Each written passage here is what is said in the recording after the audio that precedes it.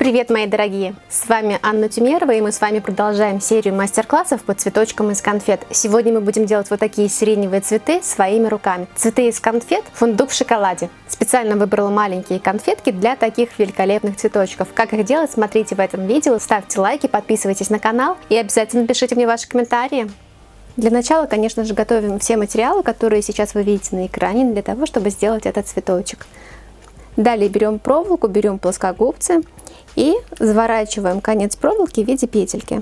Должна получиться вот такая петелька. Я ее делаю для того, чтобы проволока не вылетала из цветочка. После этого я ее откладываю в сторону и беру гофрированную бумагу. Из гофрированной бумаги я отрезаю полоску равную 6 сантиметров. Для одного цветочка мне нужно 3 лепестка по 2 сантиметра шириной. Теперь каждую из этих заготовочек я обрезаю, придавая им форму лепестка. Складываю заготовочку пополам, снизу отрезаю лишний уголочек, сверху я его закругляю. Получается вот такой лепесточек в форме капельки. Теперь сверху лепесточек я растягиваю пальчиками, делаю волнистый край и выше середины растягиваю его. Получается вот такой лепесточек. Остальным 2 лепесткам придаю такую же форму. Получается 3 таких лепесточка. Лепесточки у нас готовы, теперь готовим конфетку для того, чтобы приклеить лепестки вокруг этой конфеты. Берем конфету, берем проволоку и берем квадратик полисилка.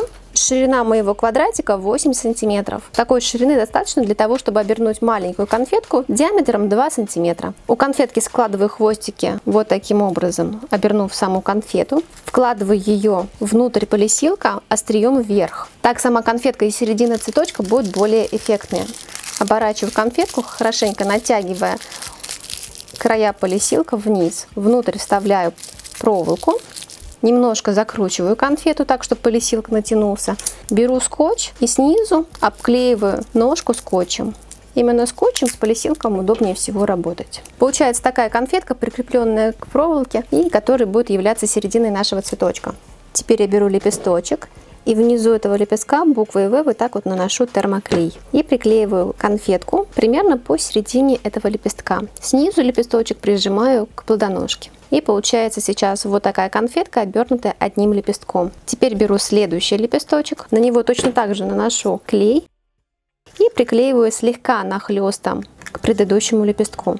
Вокруг этой конфетки мне нужно разместить 3 лепестка, поэтому нужно следить за тем, чтобы они распределились равномерно. Беру следующий, 3-й лепесточек, приклеиваю снова в то место, где осталось расстояние для этого лепесточка.